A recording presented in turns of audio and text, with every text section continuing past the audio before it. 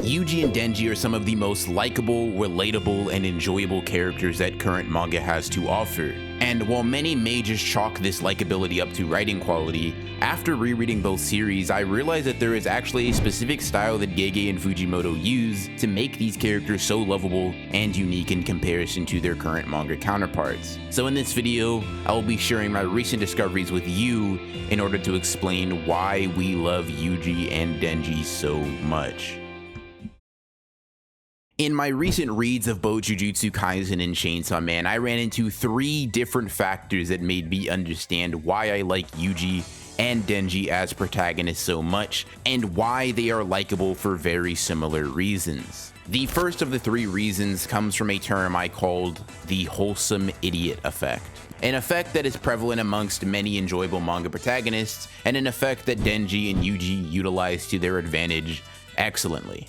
In order to help you understand what I mean by this, I want you to ask yourself, in your friend group, in your close circle of friends, whether they be people you interact with online or in your personal life, do you have the moron of the group? More specifically, a moron that doesn't even say dumb things to be funny, but inadvertently says some of the most insanely off-the-wall shit you've heard while being 100% serious. If you answered yes, congratulations, you understand the basis of my theory.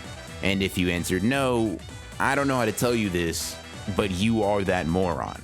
Regardless of this fact, it is very common within closely knit groups to have someone that fills this role, a person that provides a lot of joy and comedy in moments that could possibly be boring or stale otherwise. I know that I myself have been this friend from time to time, and when I personally am not the group idiot, the friends that fulfill this role are typically very well liked and never really have problems with anybody, generally speaking being some of the most popular just due to sheer entertainment value. Denji and Yuji fit this real life archetype. They are wholesome, lovable idiots that are then exaggerated by Gege and Fujimoto to really make these characters distinct. Denji, being a naive teenager who has never really gotten to experience the potential joys of life, doesn't have a complete understanding of the situations that he finds himself in. He's naive to many of the nuances of social interactions, as well as just being uneducated due to his upbringing. These factors, while seriously used throughout the series, are also played for laughs very often within the Chainsaw Man manga. Some of my favorite examples come from moments like Denji declaring his illiteracy in a ridiculous way, him and Power putting on their glasses to commence Operation Super Smart, and basically every scene in the manga where he's fawning over every woman that throws a bit of interest his way. Similarly, Yuji has moments of comedy that take some of the more tragic things about his existence and play it up for laughs. Yuji and Megami's interaction at the origin of obedience, where Megami constantly tells Yuji not to eat the finger as if he's some dumb animal, is one of these moments. The initial part of the joke is that Megami perceives Yuji to be so dumb, so stupid, so unintelligent, that he has to tell him multiple times not to do something as simple as eating a finger. Yuji obviously makes note of this right before the punchline, where he still eats the finger in spite of Megami's warnings, somewhat reinforcing that lovable idiot mentality, even if it wasn't wholly his fault. You have moments in Shibuya where Yuji tries to comfort Megami after he thinks he failed to lie, not even understanding the fact that what Megami said was meant to bait their opponents. And basically every interaction he has with Nobara is packed with comedic moments that are funny because of the way that they are portrayed. Yuji genuinely just feels like a character that is great to laugh with, and oftentimes great to laugh at.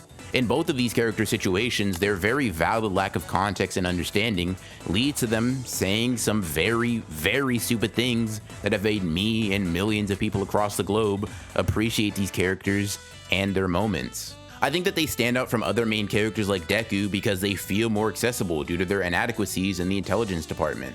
In fact, I would say this wholesome idiocy is in part why characters like Naruto and Luffy are generally speaking more well liked than a character like Ichigo. Even though they are all part of the big 3 and some of the best performing manga in shonen, there seems to be a little bit of a case for Naruto and Luffy being more well liked. Both of these characters lean into their wholesome dumbassery more than someone like Ichigo does, and probably get more laughs from their antics than him. This isn't to say that Ichigo or any protagonist for that matter is a worse character for not having that trait, but that laughing and smiling is an amazing way to garner joy and likability points from fans. Likewise, Denji and Yuji being funny characters both in the context of the story and out makes them more likely to be perceived positively by fans, because, well, who doesn't like a good laugh? Now, this factor alone simply isn't enough to explain why, from my observations, they're some of the most enjoyed and well-respected protags in manga right now. I mean, characters like Asta also fill a similar role, albeit to a less effective degree in my opinion. So they can't be this highly praised simply because they are funny and lovable. In fact, I would say that it is because these characters are not always lighthearted and upbeat that this current generation of manga readers can truly relate and sympathize with the lives of Denji and Yuji. So I'm going to be blatantly honest right now. Life can really fucking suck. Unfortunately, life is not the most forgiving thing to everyone on the planet, and suffering is a universally experienced concept. Pain, anguish, and all of the other words that exist within the hurting category are things that simply are accepted by humans as a part of life. It is what it is, if you will. Now, because of this suffering, people tend to relate to other things that feel similarly to them. Misery loves company isn't a saying that came to be for no reason. At a basic level, there is most definitely some solace to be had, knowing that others around you are also struggling and fighting every day of their life. And this fact isn't just limited to real people, it extends to fictional characters as well. Something about a main character, or any character for that matter, going through hardship makes for not only interesting character arcs, but also for relatable experiences that an audience can latch onto. If you see yourself within something, within someone, you are much more likely to latch onto it and form a connection with it. Just like with the wholesome idiot concept, the proof is in the pudding. Some of the most well-liked and or critically acclaimed characters in anime and manga are the ones that have gone through the most bullshit. Guts' entire character revolves around pain and suffering and persevering in spite of it all. His entire life up to this point has been a revolving door for anguish, and Berserk fans seemingly love that. They love seeing him struggle and fight through that struggle day in and day out. They love seeing someone who deals with the pain of life keep fighting. Not only does it give them a character to relate to, but it gives them a figure to be inspired by. If Guts can get through the eclipse, I can get through this tough day at work. If he can fight hundreds of demons daily, I can make it past the exam that determines if I pass or fail. If he can do this, I can do it too. Kaneki is also a character that fits the bill of a tragic hero, and also someone that is very critically acclaimed amongst anime and manga fans. He's someone who feels the pain of life but keeps moving forward anyway. Someone who doesn't let that stop them. Someone who, in spite of all of his suffering, continues to push forward with a hesitant optimism. Hell, one of the most popular and iconic fictional characters ever is a tragic hero who sees failure over and over and over and keeps fighting anyway. Spider-Man is so well liked in part because his life fucking sucks and nothing really goes right for him. If you ask a Spider-Man fan when he's at his best, when he's at his most appealing, when his stories are at their pinnacle, they will likely mention a scene or moment in his journey where he was suffering, because that is his appeal. The suffering itself has value, but it's also the character dealing with that suffering and triumphing over it that hits home for many people. With all of this being said, you may be wondering, how does this apply to Denji and Yuji? How do these examples connect to the subjects of this video? Well, let's take a look at these two characters and their respective journeys to find out why exactly I brought this up. Long story short, Yuji and Denji lead terribly sucky lives. From a young age, Denji was forced to fight devils to pay off debt and survive off scraps and not much else. When he was finally given a path out of that, it was by the hands of Makima, who was manipulating Denji the entire time to make him submit to her. His friends, his status, his food, all of the things that Makima had granted to Yuji, he systematically took away in order to ruin his life and take advantage of his naivete. Needless to say, Denji's life has been as trash as the food he and Power fed to Aki.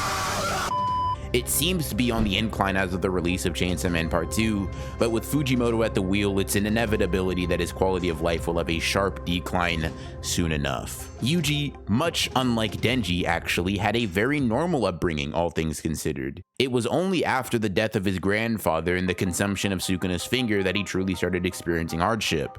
To put it into perspective, directly after that event, not even a year later, Yuji died. Twice.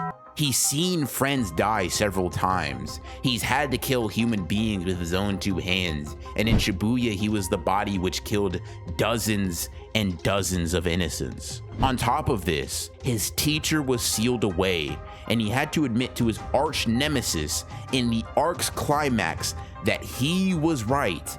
His ideals, his way of life, the very thought process that he had, all applied to Yuji. He had to accept that he and Mahito were not that different, that at the end of the day, they were simply two sides of the same cursed energy coin.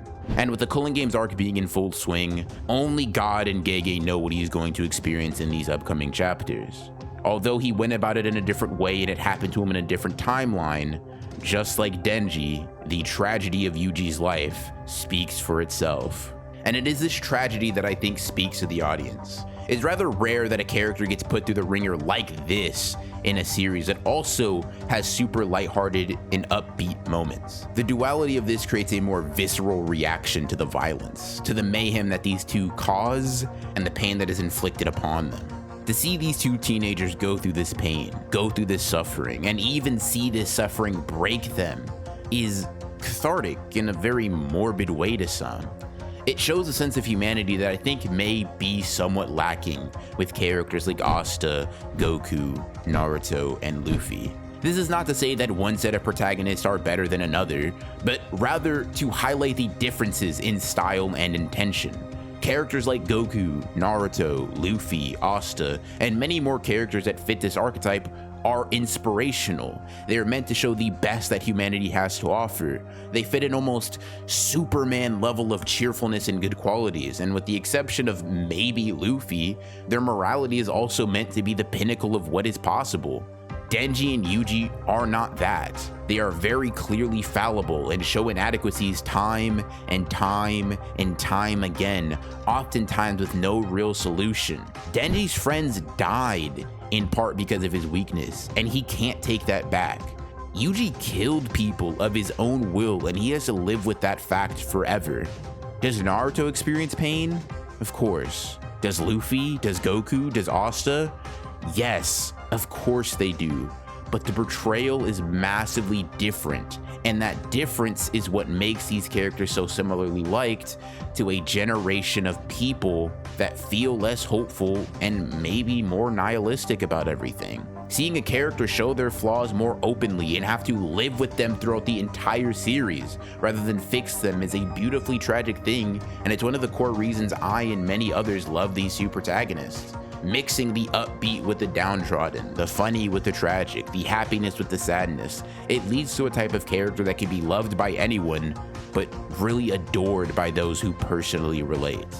Now, I know with this segment I've been very heartfelt, sincere, and some even may say a little bit sappy, but this third reason is going to be a complete tonal shift. So buckle up and prepare yourself for the third and final reason I hypothesize that we all love Yuji and Denji. Just like with my last segment, I'm going to be very blunt here. Edginess and badassery will get fans to love you every damn time. No matter the amount of substance you have, no matter how relatable fans may feel you are, if you hit them with a cool moment, a truly cool moment, or even better, several truly cool moments, they will be willing to forgive many of your flaws because you are simply that guy and are entertaining to read or watch. Is a character super bland writing-wise? Bam! You throw out a badass line accompanied by a cool pose or victory, and you just got the support of at least 50% of the people consuming your story. Does your protagonist lack any likable traits, any real meaningful depth? Boom!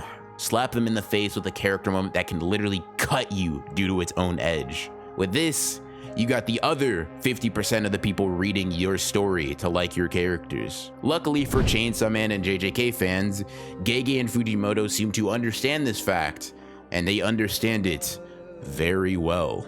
For example, take Denji cutting the Eternity Devil for 3 days using his blood perpetual motion machine. Now, this is not only the most insane sentence I've said this week, but it's also a cold-ass scene for Denji. Like, really think about this scene for a second. Denji was tearing through another devil for 72 hours straight, so that it would feel so much pain, so much agony, that it would offer itself up to Denji. It would kill itself rather than deal with that pain. And the panel where he tells everyone his plan is so twisted and borderline evil that it adds a new dimension to Denji as a character. We'd seen his crazy side before, but this was something different. It was something darker that took that sadistic, devilish nature of his to an entirely different level. This moment has plenty of depth to read into, but that isn't why I'm mentioning this scene. At its most basic and fundamental level, this moment for Denji is just raw. And when it comes to making a character likable, that raw tax really, really helps. Now, just like Denji, Yuji also has amazingly badass moments like this. You can mention his declaration of killing Mahito in chapter 28. You could also use the narrator statement that describes Yuji as someone blessed by the sparks of Black Flash in chapter 61. Hell, you could even use Yuji's confidence against Choso when he's on his turf as an example. But the scene that embodies this cool factor the most for Yuji, in my opinion at least, comes from his victory against Mahito and his I am you speech. The moment where Yuji stands over Mahito, looking down on him with nothing but disgust and disdain.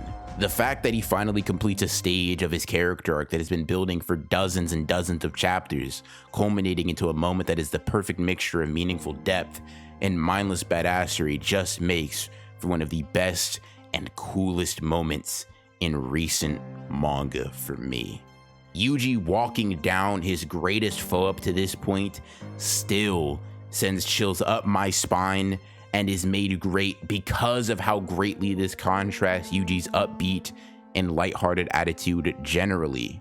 These scenes work for them because of the juxtaposition with the jokes, with the idiocy, with the lightheartedness, to create a moment that will just have your jaw on the floor, wondering how another human could make something so cool. In the beginning of this video, the question of likability was posed. Why are these two characters very alike in their quality and style? What makes them so enjoyed by fans? And generally speaking, why do we love Yuji and Denji as characters? Well, I hope that throughout this journey, I was able to convey why they are the way that they are and how Gege and Fujimoto wrote these protagonists to be so good in their respective series while also being surprisingly similar, at least in terms of the formula used. I hope that I was able to reveal these secrets to Yuji and Denji's likability.